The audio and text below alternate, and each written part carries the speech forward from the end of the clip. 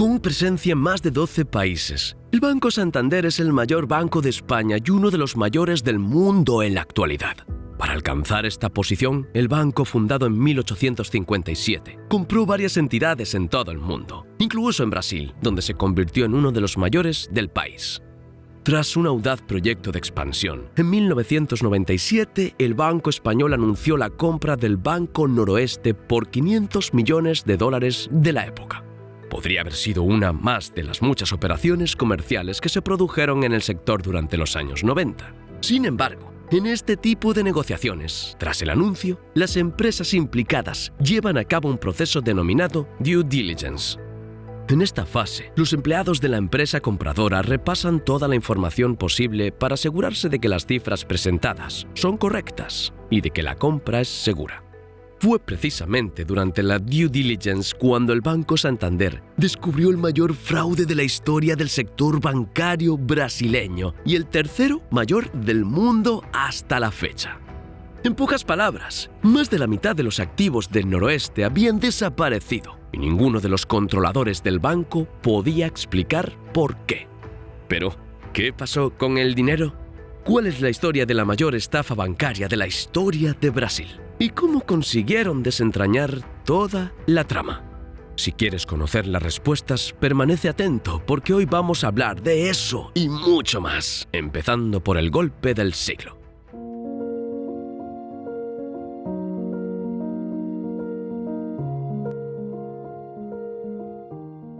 De vez en cuando, algún país consigue atraer la atención de inversores de todo el mundo, con un fuerte crecimiento económico y un montón de oportunidades de inversión. En la década de 1990, Nigeria fue uno de esos países. Tras dejar atrás una guerra civil que acabó con la vida de más de 1 millón de personas a finales de los 60 y una fuerte recesión económica durante los 80, Nigeria daba señales de que vendrían años mejores. Con una relativa estabilidad política y la ayuda del aumento de los precios del petróleo, el país experimentó un gran crecimiento económico. Con este alentador telón de fondo, el gobierno nigeriano promovió el traslado de la capital del país, que estaba en el sur, a una región más central del territorio, al igual que ocurrió en otros países como Australia y Brasil, por ejemplo. El traslado de Lagos a Abuja como sede del poder se había planeado ya en los años 70, pero no se hizo realidad hasta décadas más tarde, en 1991.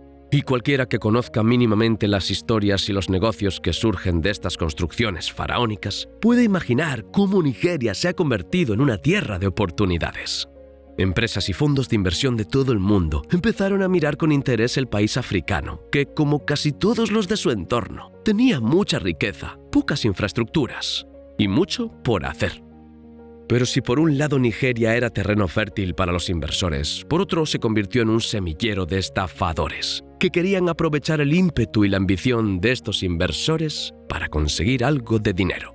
Entre los listos que vieron esta oportunidad estaba Emmanuel Ngude. En contra de lo que muchos podrían imaginar, no era un estafador profesional con un amplio historial delictivo y varias estafas. Emmanuel Ngude era director del Union Bank of Nigeria, uno de los mayores bancos del país. Gracias a su posición privilegiada, podía seguir todos los acontecimientos que tenían lugar en el país. Con los conocimientos y habilidades que poseía, el ejecutivo, junto con algunos compinches, planeó un atraco que más parece el guión de una película.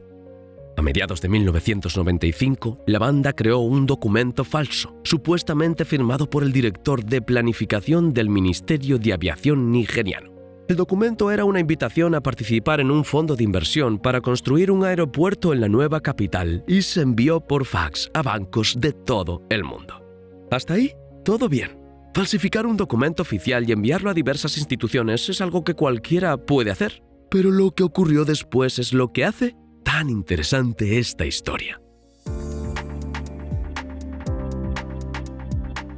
Aunque no hay información sobre a cuántos bancos envió la banda el documento, a medida que se desarrolla la historia sabemos que uno de estos faxes fue enviado a Brasil, más concretamente al despacho de uno de los ejecutivos más importantes del Banco Noroeste. En aquella época, a pesar de no estar entre los bancos más populares de Brasil, el Noroeste era una de las mayores instituciones bancarias del estado de Sao Paulo, con más de 70 sucursales en diversas ciudades e incluso en el extranjero.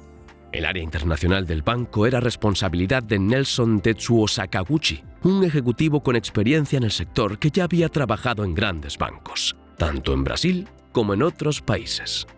Dado su cargo, es de imaginar que la llegada de propuestas de inversión de distintas partes del mundo era algo habitual en la vida de Nelson Sakaguchi. Aquel fax del Ministerio de Aviación nigeriano que recibió en algún momento de marzo de 1995 podría haber sido uno más. Sin embargo, la propuesta de invertir en un aeropuerto en la nueva capital nigeriana le pareció interesante a Sakaguchi, que contestó al fax pidiendo más información. Con la respuesta del Northwest Bank, Emmanuel Ngude puso en marcha la segunda fase del plan y concertó una reunión con el ejecutivo en Londres. En la capital inglesa, Sakaguchi fue recibido con toda la pompa y circunstancia, incluida una limusina para trasladarle desde el aeropuerto hasta uno de los hoteles más lujosos de la ciudad. En el hotel, el ejecutivo brasileño fue presentado a Paul Oguma, presidente del Banco Central de Nigeria, que estaba acompañado por el vicepresidente del Banco Central y su esposa. También se encontraba en la suite Tafida Williams, presunto alto funcionario del Ministerio de Aviación nigeriano. De todo este séquito, la única verdad era que la pareja que se hacía pasar por el vicepresidente del Banco Central y su esposa eran realmente marido y mujer, ambos implicados en la estafa. El presidente del Banco Central que recibió a Sakaguchi no era otro que el propio Emmanuel Ngude, y los demás miembros de la delegación formaban parte de su banda. Con toda la experiencia que tenía en el sector bancario, Emmanuel seguramente sabía que el lujo por sí solo y la supuesta presencia de autoridades no bastarían para convencer a un ejecutivo con los antecedentes de Nelson Sakaguchi. Por eso, en la reunión se presentaron los planos del aeropuerto, así como las licencias necesarias expedidas por el gobierno nigeriano para la realización de las obras, los costes de las mismas y el rendimiento previsto de la inversión. El negocio parecía excelente para el banco y aún más para Nelson, ya que los estafadores le ofrecieron una generosa comisión por cerrar el trato. Según el periodista británico Misha Glenny, que recoge el crimen en su libro McMafia, los estafadores dijeron a Sakaguchi que la inversión en el aeropuerto debía rondar los $50 millones de la época. A pesar de que esta cantidad comprometería alrededor del 10% del capital del Banco Noroeste, Nelson Sakaguchi decidió entrar en el trato y firmó el contrato haciendo uso de su autonomía, sin informar a ningún superior sobre la operación. Pocos días después de la reunión en Londres, el ejecutivo hizo la primera transferencia de $4 millones y entró definitivamente en el negocio. Durante los meses siguientes, Nelson Sakaguchi siguió haciendo transferencias para cumplir con la cantidad acordada. Pero los estafadores empezaron a incurrir en gastos extra, como el pago de impuestos, sobornos a las autoridades y otros costes que encarecían el trabajo. Como ya había hecho una inversión inicial, la única posibilidad que tenía Sakaguchi de recuperar el dinero del banco, obtener beneficios y seguir cobrando la comisión prometida era llevar el proyecto hasta el final, aunque eso supusiera poner en peligro un alto porcentaje del capital del banco. Por eso, durante los 3 años siguientes, Nelson Sakaguchi hizo más de 90 transferencias a los nigerianos que creía que eran sus socios. Durante este tiempo, mantuvo todo bajo control y sus operaciones no fueron identificadas en ninguna auditoría interna. No se dio cuenta de que el banco para el que trabajaba iba a ser adquirido. Fue precisamente la compra del Banco Noroeste por el Santander lo que destapó uno de los mayores fraudes bancarios de la historia y algunos otros detalles aún más sorprendentes. El 11 de julio de 1997, el diario brasileño Folha de São Paulo informaba de que el Santander había acordado la compra del Noroeste y solo esperaba los resultados de la auditoría para cerrar la operación. Sorprendió que el artículo afirmara que se trataría de la mayor compra de un banco con finanzas saneadas. Eso no es exactamente lo que reveló la auditoría. Los auditores descubrieron que la mitad de los activos del Banco Noroeste, unos $250 millones, estaban depositados en la sucursal del banco en las Islas Caimán, bajo la responsabilidad de Nelson Sakaguchi. Sin embargo, cuando fueron a comprobar la información, descubrieron que solo había 7 millones en efectivo. Nadie en el banco podía explicar la diferencia ni a dónde había ido a parar tanto dinero. excepto Nelson Sakaguchi, que casualmente estaba de vacaciones. Cuando el director volvió al trabajo, los demás ejecutivos del banco empezaron a presionarle para que averiguara dónde estaba el dinero. Y Nelson, al parecer, hizo todo lo posible por esquivar las preguntas y siempre dijo que lo tenía todo bajo control. Según Misha Glenny, en una de las reuniones, ante las respuestas evasivas, un directivo perdió la paciencia y agarró a Sakaguchi por el cuello, exigiendo ver los detalles de las operaciones realizadas en la sucursal de las Islas Caimán. Fue después de este episodio cuando Nelson Sakaguchi confesó haber invertido en la construcción de un aeropuerto en la nueva capital nigeriana. En ese momento, trató de calmar a sus colegas y dijo que el banco recibiría pronto la cantidad invertida con el añadido de los beneficios. A partir de ese momento, las investigaciones dejaron de ser un asunto administrativo y se convirtieron en un caso policial. Los investigadores descubrieron que, a lo largo de 3 años, Nelson Sakaguchi había realizado 93 transferencias y que el agujero en las cuentas del Banco Noroeste eran de $242 millones. De ese total, unos $192 millones se habían enviado para la supuesta construcción del aeropuerto. Los investigadores descubrieron que Nelson siempre hacía transferencias de menos de $6 millones, porque con esa cantidad no necesitaba autorización de sus superiores. Otros $22 millones no eran necesariamente malversados, sino que eran cantidades que Nelson ingresaba en las cuentas como beneficios de inversiones, una forma de eludir las auditorías internas y que inflaban el capital del banco. También había retiradas de efectivo en el extranjero y anotaciones que simulaban pérdidas bancarias. Pero lo que más sorprendió a los investigadores fue el descubrimiento de transferencias por un total de más de $12 millones a nombre de María Rodríguez da Silva. Este descubrimiento fue una gran sorpresa para todos, ya que era madre de santos y no tenía ninguna relación con los negocios del Banco Noroeste. Las investigaciones revelaron que la líder espiritual que dirigía la casa de Umbanda Caboclo de Fogo había sido contactada por Nelson Sakaguchi. Este se puso en contacto con ella para que realizara un trabajo espiritual que pudiera ayudar a recuperar el dinero enviado a Nigeria. Al parecer, al darse cuenta de que había caído en una estafa, Nelson prefirió recurrir al mundo de los espíritus antes que confesar su error, lo que le llevó a caer en otra estafa. Según algunos informes, la Madre de los Santos empezó a pedir sumas cada vez mayores, alegando que necesitaba comprar miles de animales para realizar los rituales que ayudarían al banquero a recuperar el dinero. La gran pregunta para los investigadores y los propietarios del banco en ese momento era si Nelson había sido realmente víctima de una estafa o si formaba parte de la trama que malversó la mitad de los activos del banco. Para averiguarlo, la única manera era seguir el rastro del dinero. Tras la revelación, el acuerdo con el Banco de Santander se vio seriamente comprometido y los propietarios de Noroeste aceptaron reducir el valor de la venta para cubrir el déficit. Por otro lado, las 2 familias propietarias del Banco Noroeste contrataron a la reputada agencia de investigación privada Kroll Associates y a varios abogados para trabajar en la recuperación de las cantidades malversadas. Estos equipos empezaron a rastrear el dinero enviado por Nelson Sakaguchi a Emmanuel Ngude y sus compinches. Descubrieron una extensa red de transacciones financieras utilizadas para mover y blanquear el dinero. Los delincuentes contaron con la ayuda de un ciudadano británico llamado Naresh Asnani para hacerles llegar el dinero.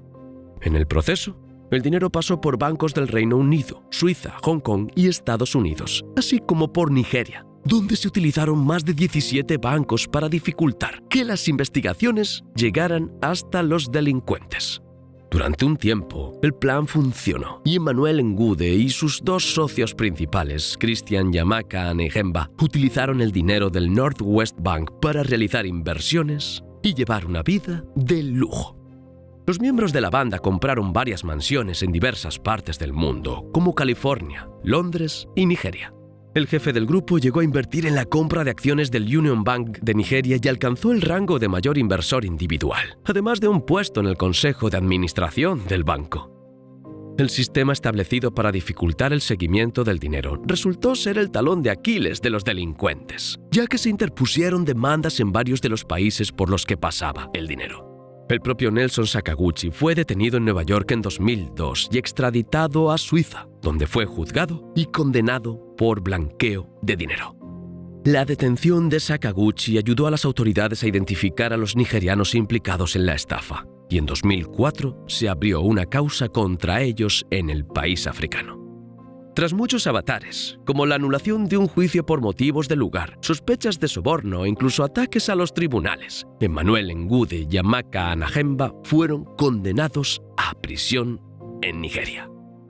El marido de Amaka, Christian, murió durante el juicio en un accidente. Por suerte para los propietarios del banco Northwest, los delincuentes invirtieron el dinero en propiedades que pudieron recuperar y vender para compensar parte de las pérdidas. Según informes de personas implicadas en el proceso de recuperación, los delincuentes compraron propiedades que se revalorizaron, lo que ayudó a aumentar la cantidad recuperada. Un reportaje de la revista Isto é Dinheiro, publicado a finales de 2004, muestra que los abogados que rastreaban el dinero ya habían conseguido encontrar más de la mitad de la cantidad malversada. Los propietarios del banco también demandaron a la empresa auditora PricewaterhouseCoopers por no haber identificado el desfalco. En la demanda se pedía una indemnización de $238 millones a la empresa, pero en 2013 los tribunales brasileños fijaron la cantidad en 25 millones. De esta forma, los controladores del Banco Noroeste pudieron recuperar gran parte de la cantidad malversada. Pero, ¿qué pasa con Nelson Sakaguchi? Tras cumplir su condena en Suiza, regresó a Brasil y, según un reportaje de 2013 publicado en Folha de São Paulo, después del escándalo se enfrentó a graves dificultades financieras. El artículo dice que se vio obligado a vender su casa en un condominio de lujo, una granja en Atibaia e incluso sus coches para poder sobrevivir. Este es quizás uno de los detalles más intrigantes, ya que cuando estalló el escándalo, muchos dieron por sentado que Sakaguchi había realizado una estafa al banco junto con los nigerianos y que se había quedado con parte del dinero robado. Sin embargo, parece que el único error que cometió el ejecutivo fue realizar una gran inversión sin tomar las precauciones necesarias y sin informar a sus superiores. Aunque no se benefició de la trama, Sakaguchi fue condenado a 6 años de prisión en 2014 por la justicia brasileña. Y desde entonces no se ha vuelto a saber nada de él. Si te ha gustado este vídeo, seguro que te gustará este otro sobre el mundo secreto de los narcosubmarinos. Muchas gracias por verlo. Abrazos y nos vemos en el próximo vídeo.